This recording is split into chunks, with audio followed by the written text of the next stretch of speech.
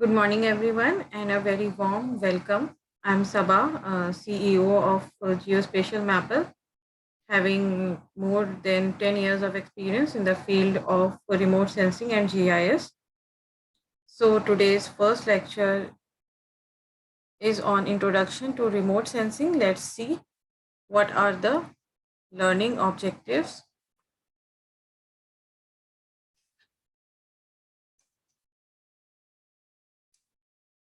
So, the first learning objective will be what is remote sensing, then the remote sensing process, electromagnetic spectrum, advantages of remote sensing, limitations of remote sensing.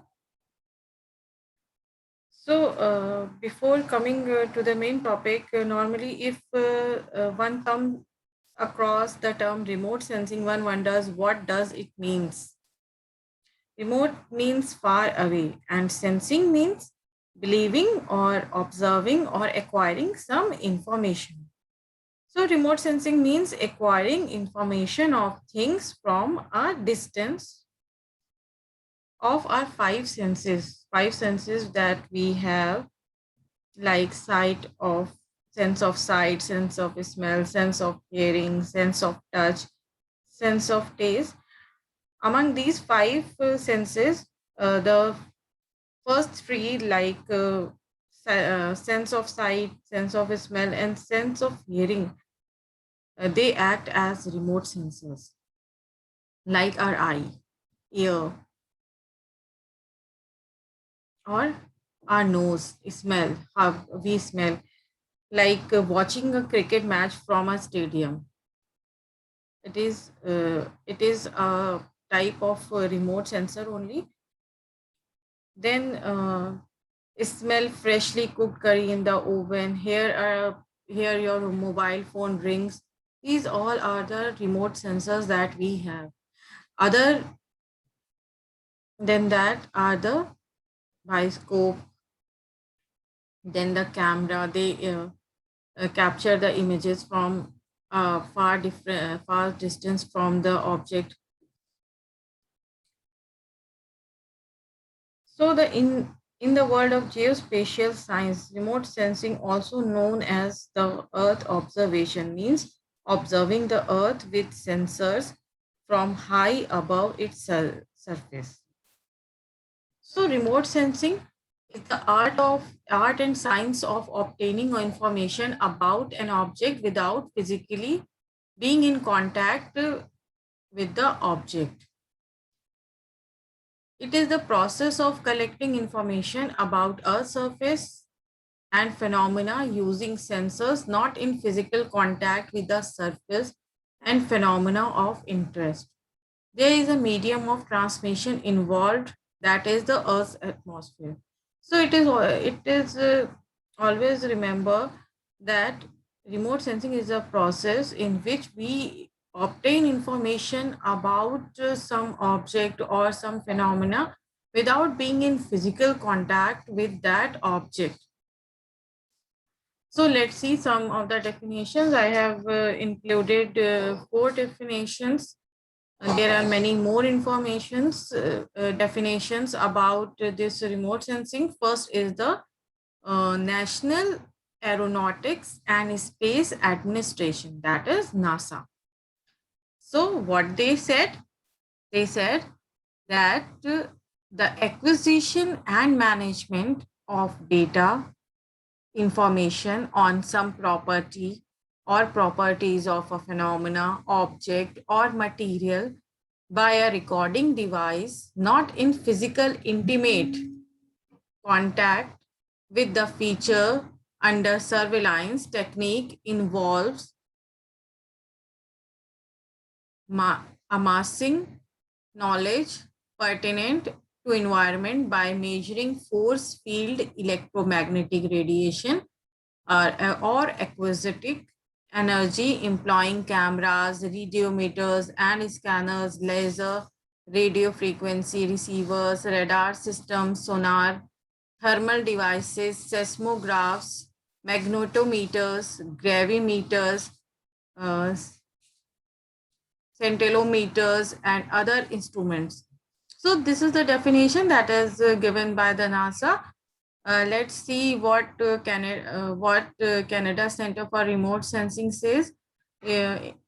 According to them, remote sensing is the science and to some extent art of acquiring information about the Earth's surface without actually being in contact with it. It is done by sensing and recording reflected or emitted energy and processing, analyzing, and applying that information.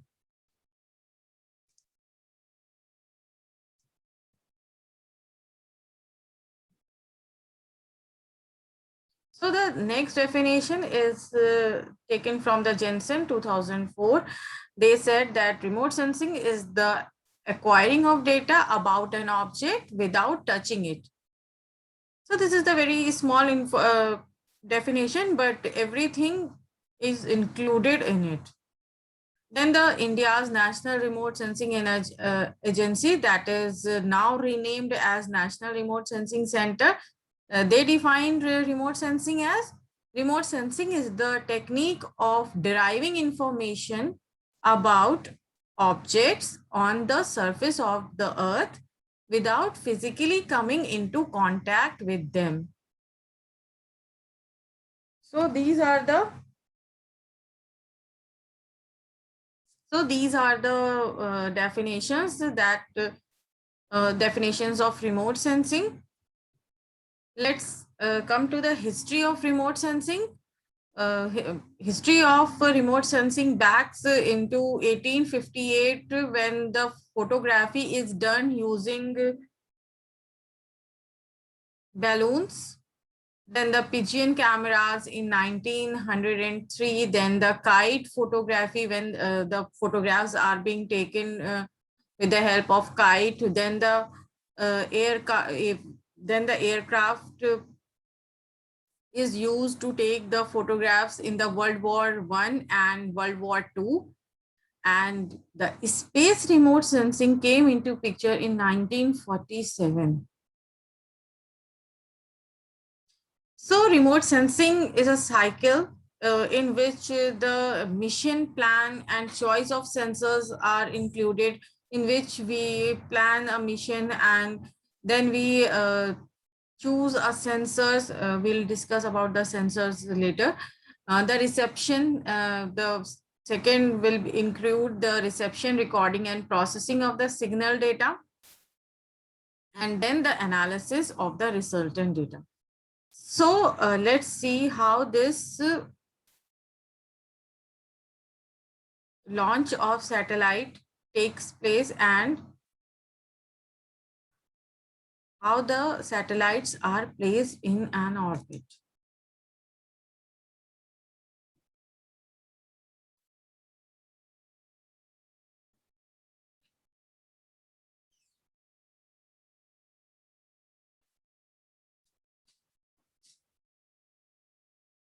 So the satellites are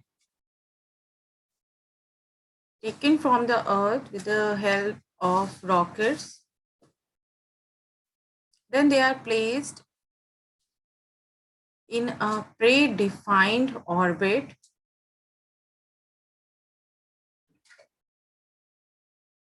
Just see how the satellite is being launched and placed in an orbit.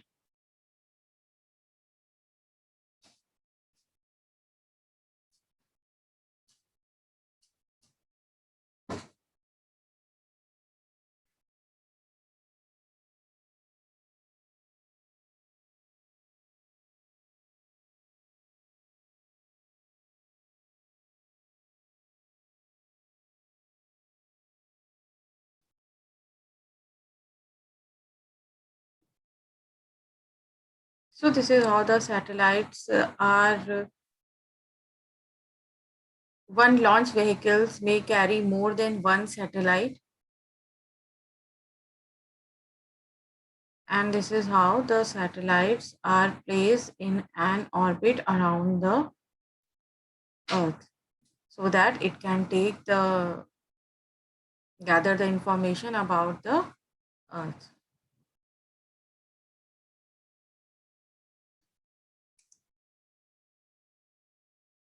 So this is the remote sensing process in which there is one source of energy, that is the sun. Sun produces electromagnetic radiation that interacted with the atmosphere. Then it comes to the surface, interacted with the objects, and this electromagnetic radiation is reflected back in the form of long waves.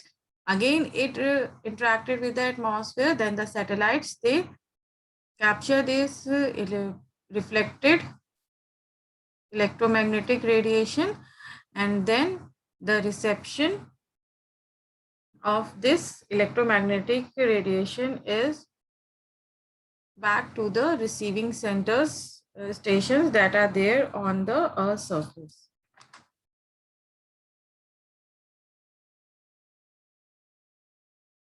So there are 7 stages involved in the remote sensing. First is the energy source or the illumination, that is the sun.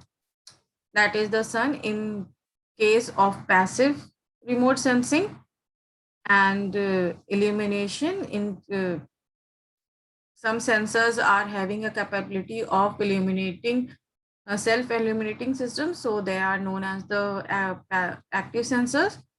So the second two over here is the atmosphere, the radiation and the atmosphere, then the interaction with the target,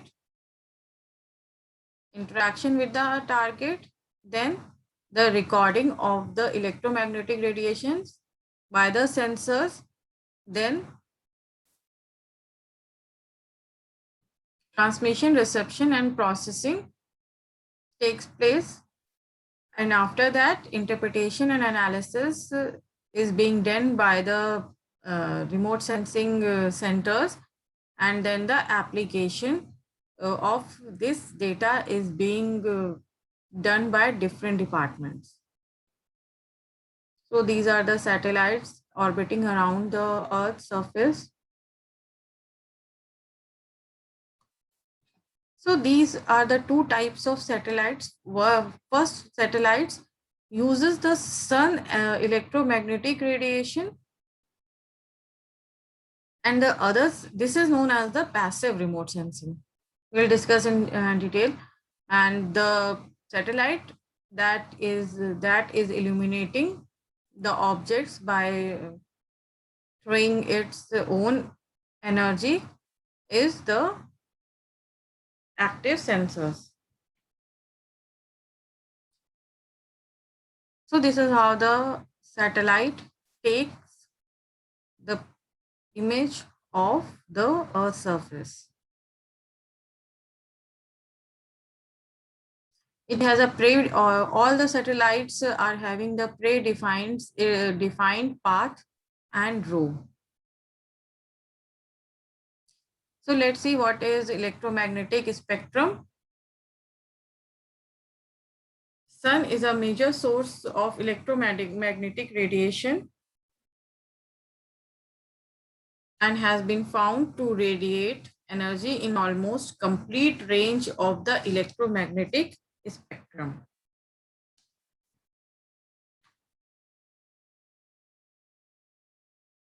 Then the electromagnetic radiation is a dynamic form of energy which results from a dynamic relationship between electric and the magnetic field at a point. Then electromagnetic radiation is dynamic form of energy that propagates as wave motion with the velocity of light, that is c is equal to 3 into 10 to the power of 10 centimeters per second. The parameters that characterize wave motions are wavelength, frequency, and the velocity. The relationship between all these wavelength, frequency, and velocity is where the velocity is equal to wavelength into frequency. So this is the electromagnetic spectrum.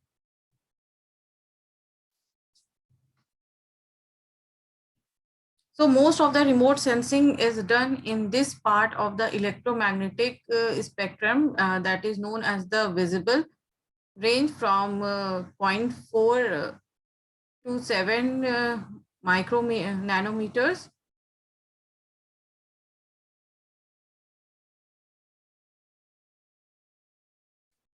But nowadays we are able to done the remote sensing in the near and mid infrared portion of this electromagnetic spectrum also, and in the thermal infrared portion also we are doing the remote sensing. And now we are able to do the remote sensing in this microwave portion of electromagnetic also. The remote sensing that is done in the microwave portion of the remote sensing is known as active remote sensing. So these are the kinds of waves and the wavelength: cosmic rays, then the gamma rays, X rays are there, ultraviolet light is there, then the visible light is there. So we are mostly interested in this visible light, that is zero point 0.4 to 7.6 micrometers. Then this infrared light is there. We are able to done the remote sensing in this infrared light also, and in the microwave also. So, and the radio waves are used for the communication purposes. So this is how this is the electromagnetic radiation.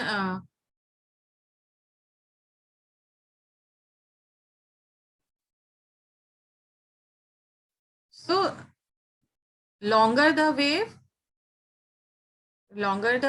the shorter is the frequency.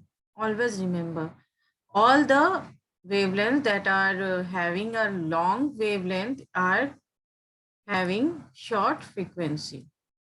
Let's see the spectral signature of some of the objects like soil, vegetation, and water. So water can be best seen in the infrared region. Just see the curves. Then the vegetation. This yellow curves defines the vegetation, and the soil is represented with blue.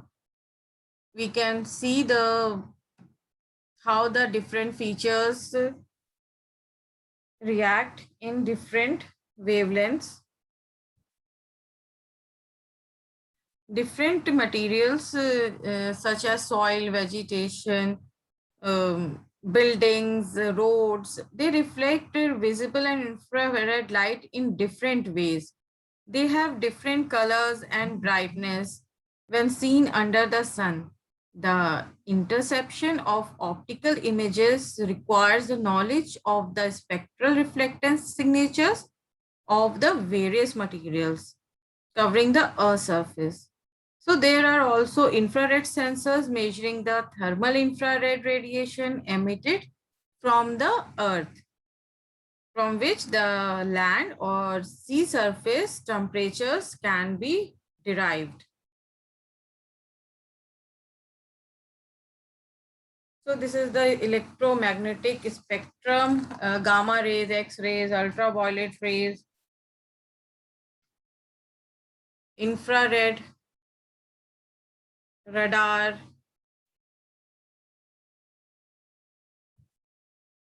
Then the TV, short waves, AM, etc. were there.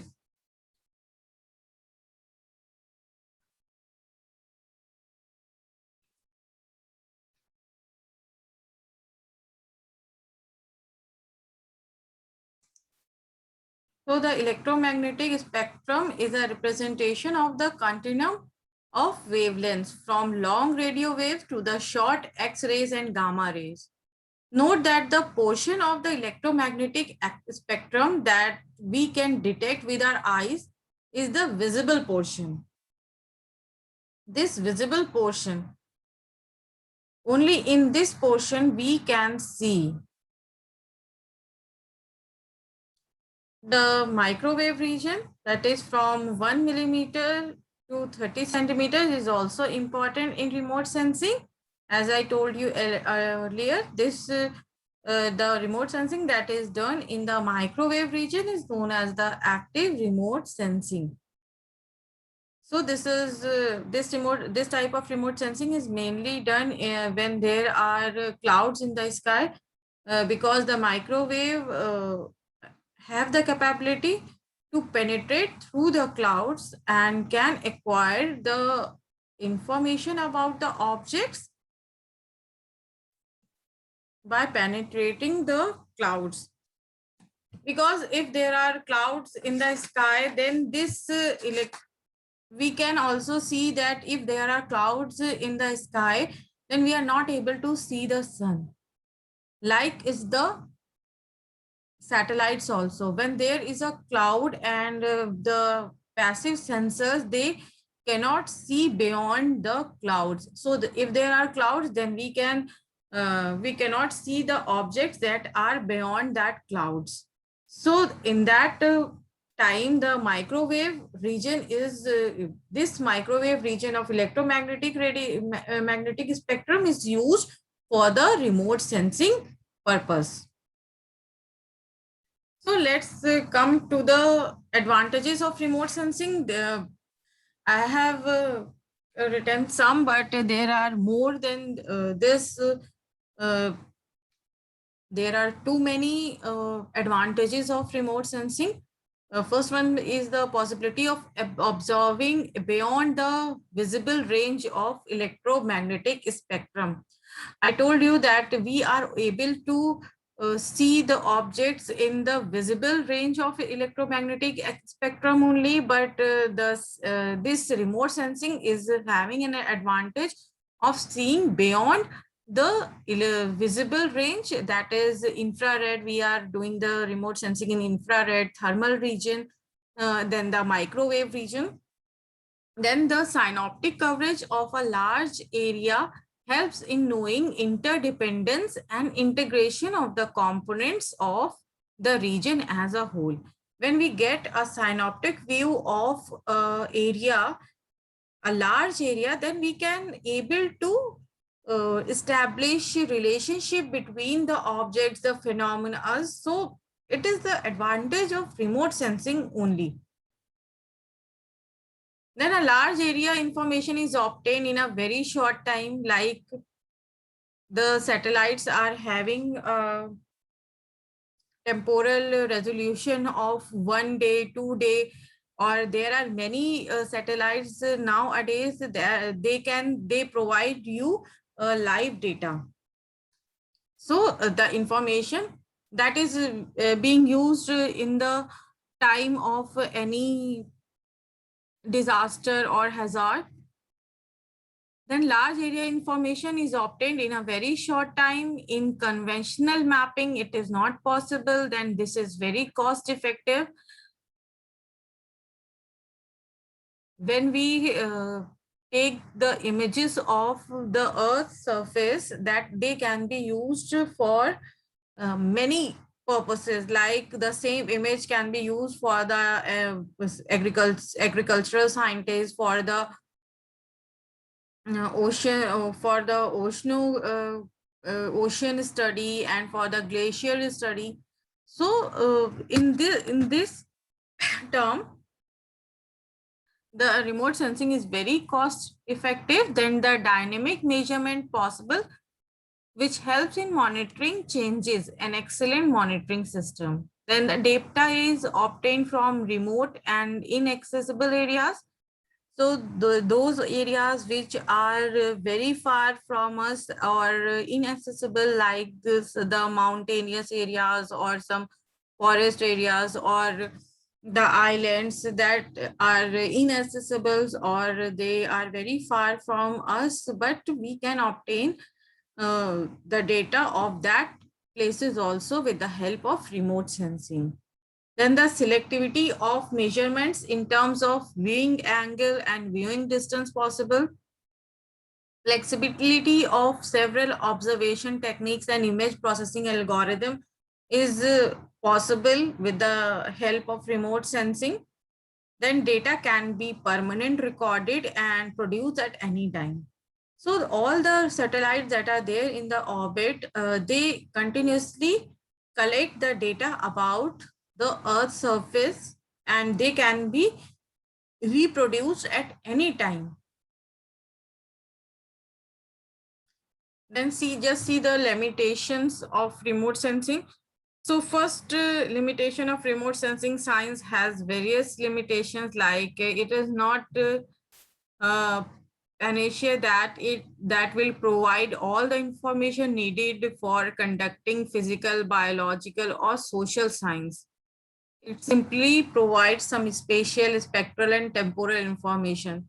So, like the demographic study, with the help of remote sensing, we cannot count the number of people living in an area. So it cannot be replaced. This remote sensing cannot be replaced the social surveys. And also the remote sensing also involves the ground truth. Whenever we take remote sensing images, they need to be surveyed with a limited survey, not the very hectic surveys involved, but a limited survey, field survey is required. So the remote sensing instruments often become uncalibrated, resulting in an calibrated remote sensing data. So if it is an image, if someone analyzes or see the objects, like in some places, if there is a sodic land, the sand, and the ice, they are seen as white color on the image. So so there is many chances of misinterpreting the satellite images also. So there is always a human error involved, but the information derived from the remote sensor is so valuable that the expense is warranted. Let's see the potential applications of remote sensing. We will be discussing it in details in the last section of this e-workshop. This involves water resources, earth resources, land use, land cover, and urban surveys, soil and agricultural resources, then the forest studies, glaciological studies, natural disaster studies, environmental studies. Nowadays, when in the time of COVID also, the this remote sensing and GIS technique is very useful, proved very useful than the integrated natural resource studies.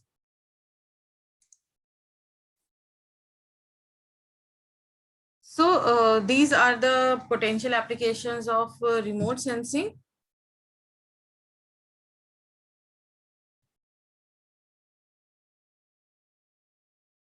So we will be discussing the types of remote sensors and the characteristics of remote sensors in the next lecture. Thank you.